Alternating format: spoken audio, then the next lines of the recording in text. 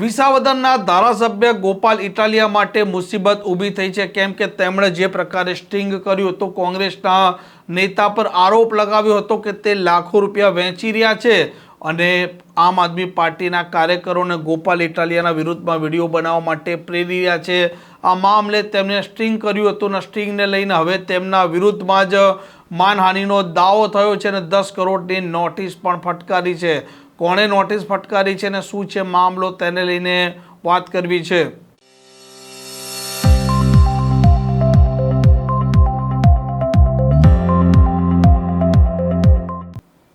નમસ્કાર, આપ જોઈ રહ્યા છો હોટલાઇન ન્યૂઝ અને હું છું આપની સાથે તોફિક ગાંચી।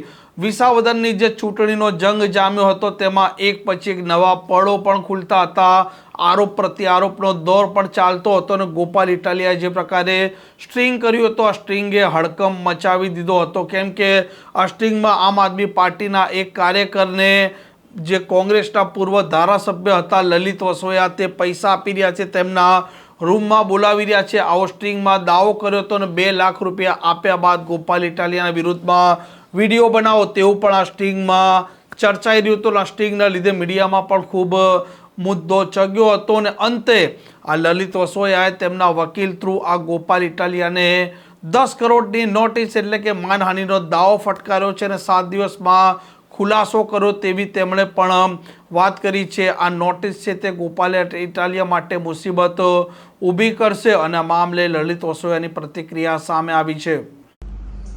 આજે આમ આદમી પાર્ટીના ધારાસભ્ય ગોપાલભાઈ ઇટાલિયાને મેં માનહાનિના દાવા માટેની નોટિસ પાઠવી છે।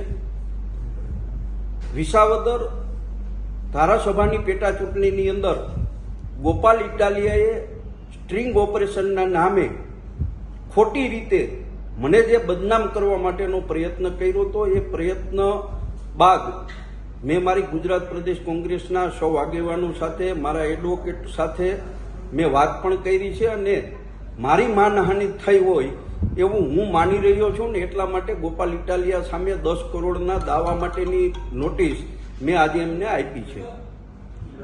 આમ જે પ્રકારે વિસાવદરના ગોપાલ ઇટાલિયા ધારાસભ્ય બન્યા છે, તેમના સમર્થકો રાજી છે, તે જીતનો જશ્ન બનાવી રહ્યા છે અને તેમની આ જીતના વચ્ચે આ લલિત વસોયા જે પ્રકારે નોટિસ ફટકારી છે તે ગોપાલ ઇટાલિયા માટે અને આમ આદમી પાર્ટી માટે ક્યાંક ને ક્યાંક હવે મુસીબત ઊભી કરે તો પણ નવાઈ નહીં, કેમ કે આ સ્ટ્રિંગ છે તે ખૂબ ચર્ચામાં રહ્યું હતું અને ગોપાલ ઇટાલિયાએ આરોપ લગાવ્યા હતા કે ભાજપના ઈશારે કોંગ્રેસના નેતાઓ પૈસા વહેંચી રહ્યા છે।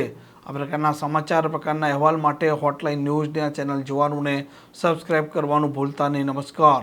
આવા પ્રકારના વિડીયો તમને જોવા ગમતા હોય તો હોટલાઇન ન્યૂઝ ચેનલને લાઇક, શેર અને સબસ્ક્રાઇબ કરો।